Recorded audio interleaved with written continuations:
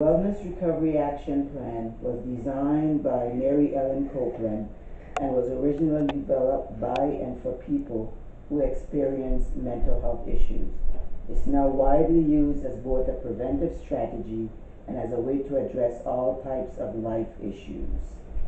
So the acronym WRAP is the Wellness Recovery Action Plan.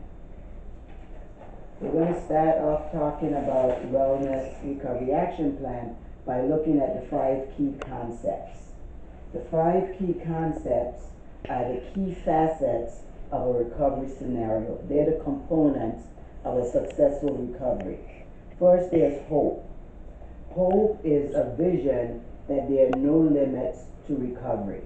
This is what we mean when we say that we are looking forward to being in a state of recovery from whatever our issue is.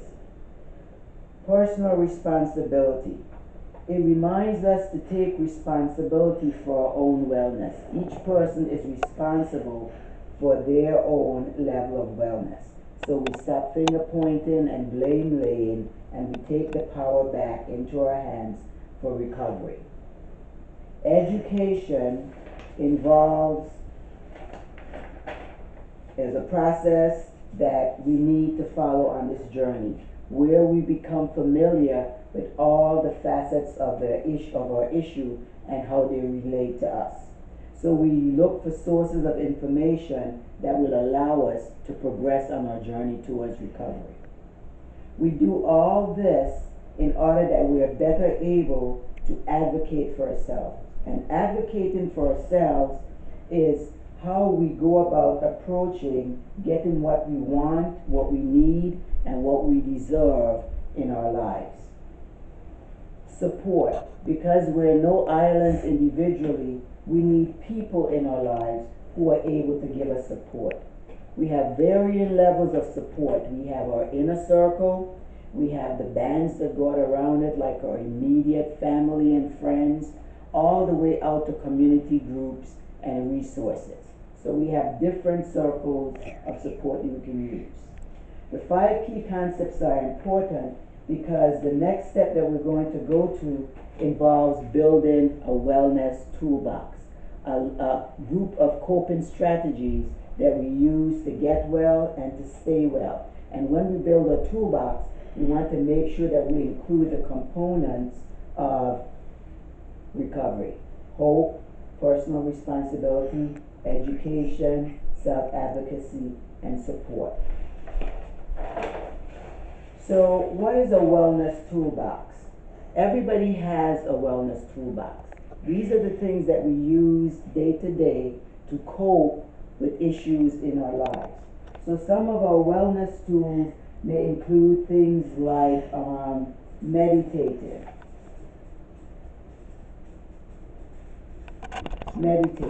or exercising. We'll include things that keep us hopeful, keep us advocating for ourselves, keep us accepting personal responsibility, and keep supporters in our lives.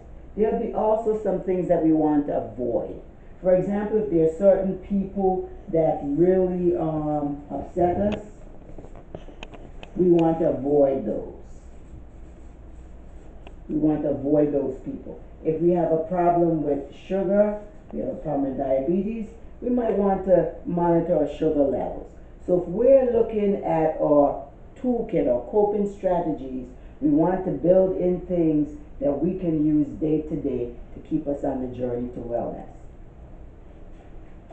Now, WRAP is composed of 5 sections. We have the daily maintenance plan, we have triggers, early warning signs, when things are breaking down, and we have a crisis plan.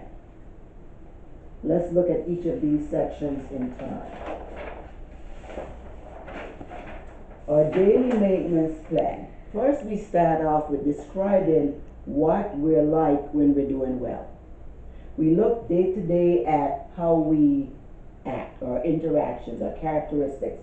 For example, my wellness may look like happiness, optimism, energy, outgoing, extroverted type activities.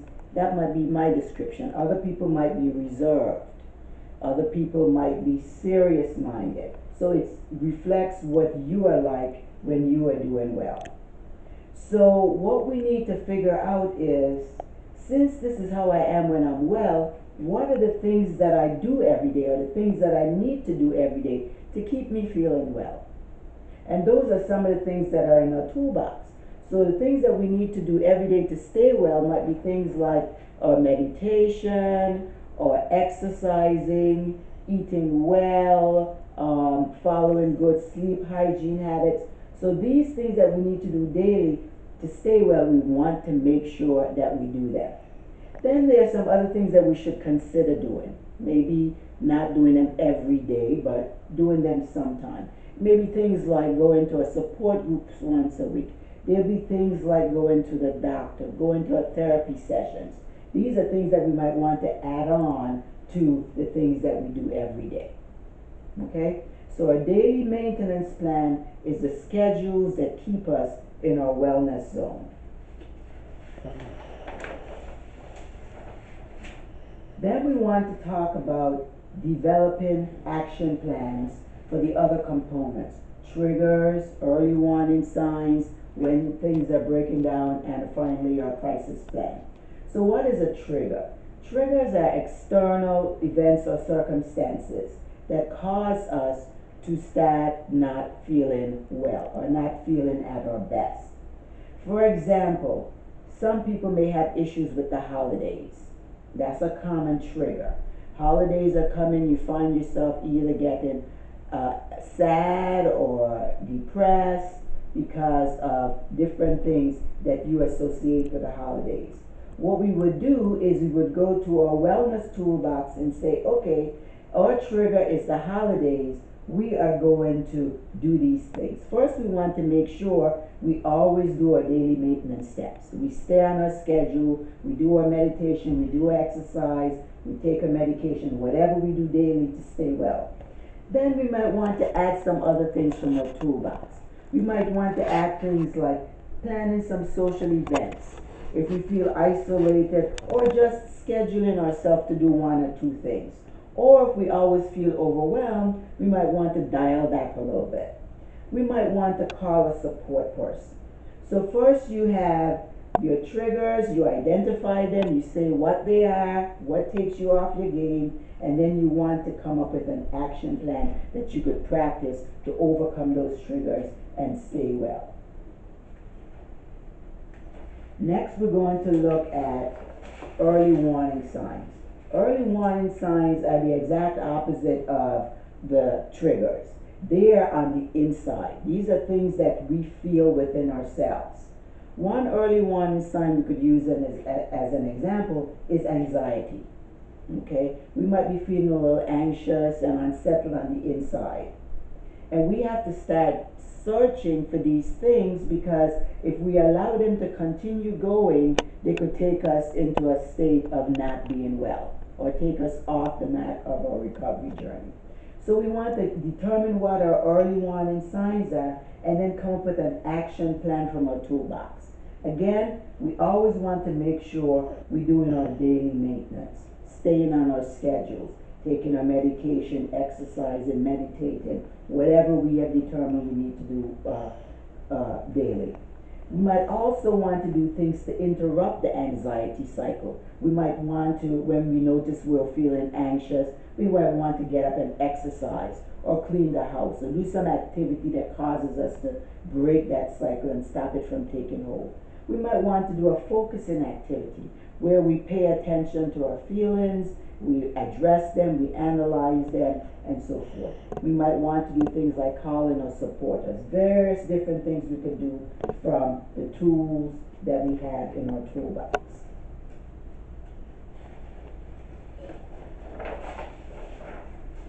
Despite our best efforts in catching our triggers and recognizing our early warning signs and implementing our action plans, we might still get to a point where things are getting worse. Things are beginning to break down. We are not feeling within our zone of wellness. And some examples might be that we start having suicidal thoughts, or we start using or reusing substances. When this is happening, we are not at a crisis state, but we are beginning to get closer to crisis. And we are still at a point where we can stop these symptoms and avert the crisis. So we want to go to our toolbox again, and we want to come up with an action plan. We're going to use tools that are big and powerful because we now want to avert a crisis. So in addition to doing our daily maintenance, we want to add in some things like maybe you want to call in 24-hour support. Maybe you want to say to somebody, I need you to come and stay with me, and I need you to stay with me day and night. We might want to call a doctor or therapist and schedule an appointment. We might want to take a look at our medications. We might want to take some time off from work so that we're able to take care of ourselves and avert a crisis. So things are breaking down means that things are getting worse and you're heading towards a crisis, but you're still able to implement your action plans and really avert the crisis. Finally, we have to look at the fact that crises do exist. A crisis plan should ideally be made when we are well, when we're feeling at our best, because that's when we're more clearly able to articulate what we want and what we wish to have happen. A crisis plan is the only part of the RAP plan that we share with others. This is used by others, and we are telling them the things that we want them to do for us when we are not feeling well. Okay? So crisis planning involves several steps. It involves you telling the person what you're like when you're doing well. I am happy, I am upbeat, I am optimistic, I am outgoing. This is me when I'm well. And then you want to share with them what are some signs that you need to take over. These are the signs that you're going to notice when I'm not feeling well. For example, I may be staying in my bed all day. I may not be taking care of my personal hygiene. I may be frantically going from one activity to the next. You know yourself, and you know the signs that happen when you are going into crisis, or when you are in crisis. We also want to identify our supporters. Ideally, we should have 5 supporters. And the reason we say 5 is because sometimes when you're going into crisis, if you only have 1 supporter and that supporter is not available, then you have no support. And if you're going into crisis, maybe 2 people, and then you have lots of things that you need help with, and you're overburdening them. So try as many supporters as you can get, 5 being a number to work towards. We want to talk about our medications. We want to list the medications we're taking. We want to list the dosages that we're on, so that when somebody looks at our crisis plan, they are able, if we are not able to present ourselves, they are able to say to someone, these are the medications that the person I'm supporting is taking. We want to talk about the treatments that we've had, the treatments that we're currently taking. We want to share that. We also want to share the treatments that we don't want. There's some treatments that don't work for us, that make us more unwell, and we want to say to them in advance, please don't offer those treatments. We want to talk about facilities. You may have had a traumatic experience at a certain facility and you would rather not be taken there. Or you may have had a great experience or heard about a certain facility and you would rather go there because they have a specific program or you feel more comfortable, whatever the case may be. When you're not in crisis is the best time to identify this. You want to tell your supporters what you want them to do specifically. What are the things that I would like you to do? Finally, you want to tell your supporters when they can stop supporting you at this level. You want to give them the basis for inactivating the crisis plan. And you may say something like, when I'm no longer scared to be left on my own, this crisis is over.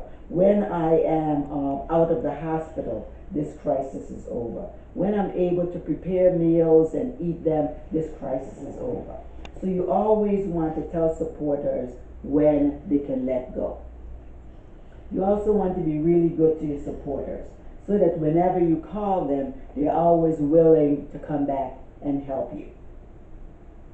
There's another component to the RAP plan, to your RAP plan, that is optional, but I find it's a really important component. And that is after you've had a crisis and you are now coming out of your crisis, that you do a post-crisis plan. You start looking at how the things that you are going to do to get past this crisis. What is it that you're going to do to get back into your regular routine? And you want to do this when you're recovering from a crisis. So if you have a crisis and you're recovering, or even if you think back to the last crisis that you had, you're able to do this because you want to have a roadmap. And you want to use this roadmap that you have to pull out the lessons that you learned during your crisis. And you want to use the lessons learned to review your toolbox, to review your action plans, to review your list of triggers and your early warning signs. And you want to go back in and revise your RAP plan using all of the information that you have learned from your crisis to make your RAP plan more secure and to have a better level of assurance that you will not move to when things are breaking down or move into crisis stage. And that in a nutshell is wellness recovery action planning.